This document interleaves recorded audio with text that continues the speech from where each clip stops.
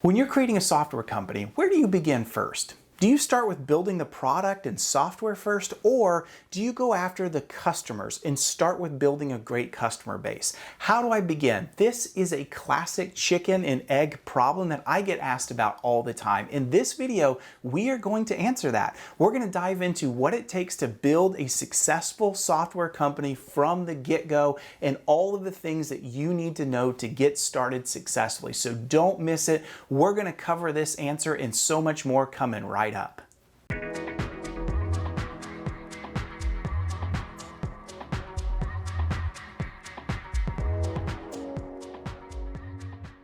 As you get started in building a software company, do you start with the product first? And do you build a great product and just hope that all of the customers will come, sort of that field of dreams mentality? Or do you go after a customer base or a potential customer base and get them wrapped around the idea and then build the product to their liking? This is a great question, and it's something that really does need to be answered so that we can be successful as we start out.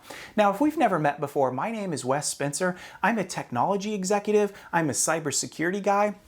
And I've created multiple startups, some worth tens and hundreds of millions of dollars. Cybersecurity is in my DNA, and I absolutely love software and software startups. So here's how we're going to start this. You do need to pick one of the two. At some point, you're going to have to make a decision of, I can't focus all of my energies with a young company that's probably founded and run by me, and maybe if I'm lucky, a few others that are helping me. I can't split my energy effectively towards building a great buying market and also building the product. I really need to focus on one of the two. I'm not saying you can't do both at the same time, but I am saying your focus really needs to go into one of the two. Because here's a fact. Every time you start a company and it's in its infancy, your resources are pressed.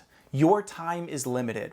Every action that you take is really important towards the success of the company. I think young companies are bred for success at the very beginning by making wise choices, and failures usually begin, the cracks in the seam begin at the earliest stages of a company. So these decisions that you make now at the beginning are really, really important in carrying your company and positioning your company into success. So how do I begin? What do I start with first? Do I go after the customers or do I go after the product? And here's how I want to split this in our minds and in a good way to approach this. Think about it this way. Let's split it into consumer technology and business, going after enterprise, what we call B2B or B2C, right? Business to business, business to consumer. And you guys know the difference between all of this. Business to consumer is very classic software companies. I can give examples of this. One great one would just be Uber and Lyft, and Airbnb is some really good examples. And then B2B, I'm going to use the example of Slack. I love Slack. I love what they're doing. And a great example of a highly successful B2B startup that did a great job in positioning and going after the business and enterprise market. So I want you to split the two in your mind, and let's start with B2C first. It's important for us to think about the way a consumer thinks. And this should be easy for most of us because guess what? We are consumers. We all are consumers in our day-to-day basis. This is normal stuff for us. So if I'm a consumer, I've got a consumer mentality, what am I looking for when it comes to software as a buyer? Well, I expect to some degree some amount of product maturity when I buy something. See, consumers don't have a lot of patience to wait for a product to reach parity with competitors or do something that solves a need in their everyday life. They don't have a lot of patience for that, to wait for that to come out. I mean, take a look even at Kickstarter, for example, and you see all the Kickstarter products that come out. Usually they're waiting to see as a buyer, this needs to actually do something first. I might kickstart and get involved in something early, but when I get it in my hands, I expect it to work. That base level of functionality, what we call an MVP or minimum viable product, needs to be in place for me as a consumer, for me to get value out of that. Now, what's MVP? This is something that is tossed around. There's an academic answer to MVP, and then there's also what I would consider a practitioner's example to MVP. So if you talk to the academics and you search for MVP online, MVP is just sort of what's a minimum viable product that lets us learn from the market, right? It's this idea of education, but I actually don't see that term MVP used that way in the practitioner's world, my world of actually creating and running startups. Most software founders, when you talk to them, will say MVP is the minimum viable feature set set that I need to have a product that I can bring to market and actually sell and begin the company itself out of just going from stealth. I'll probably at some point have another video that dives into MVP much more, how we build towards MVP, how we know we've gotten to MVP, and what we know the market looks like. But for now, that's a good explanation of what an MVP is. So coming back to where consumers are at, consumers expect when they buy a product, when they buy software, that it has the minimum features they need. They are patient in understanding there's more that it's going to have, but right now what I need, it's got to have the base level. Here's a great way to think about it. Take Tesla, for example. No one's going to buy a Tesla that doesn't actually drive. Are they willing to wait for some of the awesome features like Summon and other features like auto driving in city streets and even the highway? Of course. We've seen a huge buyer's market that says, I can wait for all of that, but I'm not going to buy a Tesla car that doesn't drive. It's got to have that MVP feature set. It's actually got to be a drivable car.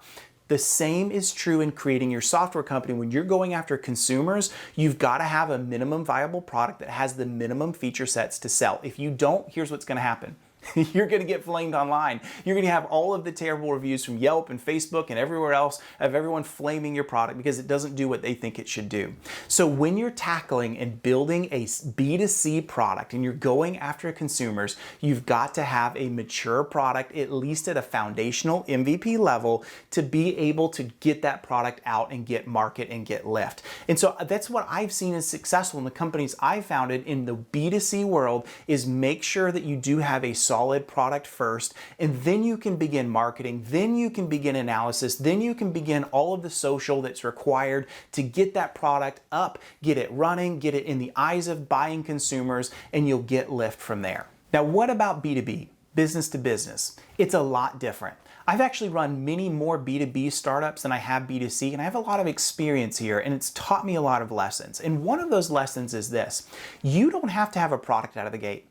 You need to be able to solve a problem and demonstrate that you have an idea and a vision that will solve a problem for that business. See, businesses are much more strategic than consumers. They're willing to wait. They're willing to take some flyers on some things, and they're willing to help you build something because there's mutual benefit for you and the company. And I'll give you a great example of this. One of my mentors is the CISO, or Chief Information Security Officer, for a very large healthcare company. And he told me this one time. He said, Wes, I love investing in early stage companies, and there's a bunch of reasons for it. One, I get to kind of direct them the way I want them to go.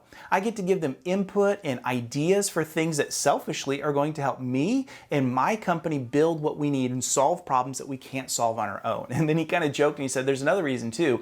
Usually if that company does well and the product actually matures and it's something that I would buy, guess what? I usually get it for pennies on the dollar. And as that company grows, everyone else that wants it is going to have to pay a whole lot more than me. So he's like, I get it at an entry door price that's really, really low and worth it. And it's worth it for the software company too, because they have a really large and influential company that's helping them on the customer side to build that product. So it's mutually beneficial to both, or a symbiotic relationship.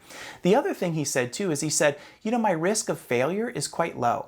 If that startup that I'm working with, if it doesn't really pan out and doesn't work out, no big deal. I'm really just out my time and my direction and the thoughts that I've given for the company, and that's really about it. There's no real risk to me if the company fails. And so this really does personify B2B technology. When you're building a company and you're going after enterprise, you can actually go for a customer base first. Find a focus group, find a group of people that agree that the problem that you're trying to solve is legitimate and have some degree of getting an answer and helping you from the customer side to build that product. We've done this really successful at the companies that I have built where I've come from. We've started with a customer base and we've gotten them on phone calls and planning and talking about what we're going to solve and how we're going to do it, building an early prototype, making sure that fits with what they want to see, and then taking it from there. And that's really worked very, very well for us. Here's a really good analogy for B2B that I think actually works for B2C as well. Oftentimes I talk about your startup like a sailboat in the middle of the ocean, and we've got the winds that are blowing that boat wherever it may. And I, as a sailboat, I don't get to control control those winds. I don't get to control where the winds blow from, where they're going to, how strong they are. My job as a sailor on that sailboat is to tack and move with those winds to get the boat where I need it to go. I love this analogy because it really does speak towards startups. You've got the winds, hopefully, that are blowing. That's the market that's pushing the direction where you want it to go. And if you're not careful, those winds will blow you completely off course. This is an example of the market sometimes saying, hey, this is what we want your thing to do, and we want it to do it in XYZ. And you as the visionary, you as the founder may say, I don't quite agree with that. I hear you, and I know why you're asking for this, and I want to build what you're asking for so I can give you what you need, but I also need to make sure that my company goes in the right direction. So as that sailboat in the wind, what do? I tack with that wind. If it's going west and I need to go slightly different direction, I tack and I move with the wind to get where I'm trying to go. And this is a great example and a lesson that all B2B and really B2C software founders should think about is if I've got a market and they're buying and they're interested, that's wonderful. But how do I use that to pivot and move my company the way that I need it to go without sacrificing the market as well? In other words, just like the sailboat, if I move too far off that wind, I am going to completely miss it and not get anywhere. Also, if I just blindly sail with the wind, I'll never get to my destination. It's the same way with your company. Use the market, tack with it, and use it to move nimbly and carefully to get it where you are trying to go. Use the market to your advantage. This is a great way to ensure success inside of your B2B. So the pivot. This really brings up a topic I also wanted to talk in this video is what is a pivot? This has become what I would call a buzzword in our industry. We use it probably way too much, but it is a great term that we use to describe how a company makes a change in the market.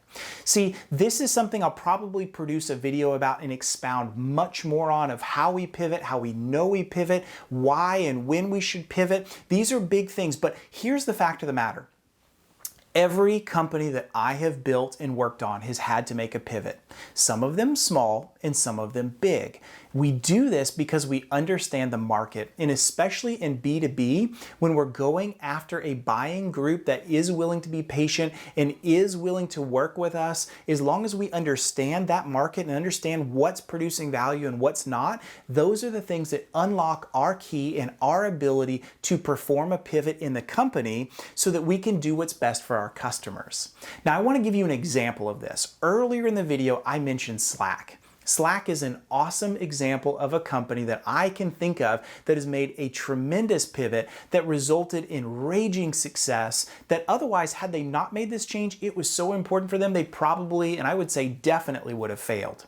So I don't know if you know this, but in the early days, Slack as a company was not a messaging platform. They were not a SaaS company focused on enterprise messaging. They were, guess what? A games company.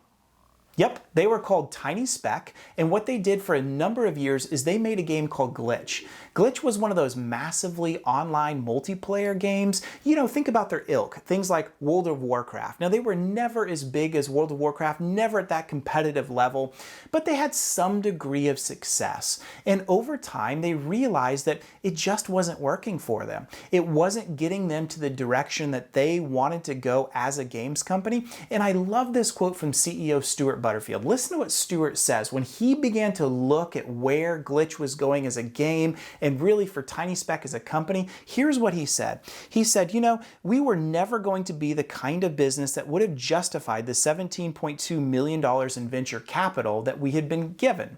In other words, they, like most SaaS companies, have some kind of investment that kind of fires them up and gets them going, whether it's a seed injection, it's Series A, Series B, so on and so forth. They had investment dollars that were coming into Tiny Speck, and they had an obligation to their investors to grow the company. So what does Stuart say?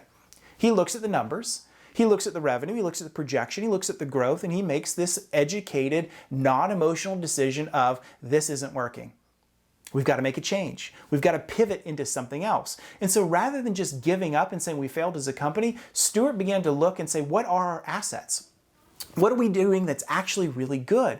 And they had developed an internal messaging platform that was sort of gamified, easy to get onboarded, easy to share and communicate and collaborate, and that is what became Slack today. They pivoted away from being a games company and said, we're going to be a SaaS company focusing on enterprise messaging, and that is where Slack came from. Now, we all know the success of Slack. We all know what happened with that. They went to a raging success. They skyrocketed to a $3.8 billion valuation, and on top of that, in 2019, what did they do? They IPO'd. And when they IPO'd trading at about $31 a share. I mean, that's phenomenal. Congratulations to Slack. That is a great example of a company that was not doing well and had to do a huge pivot to survive.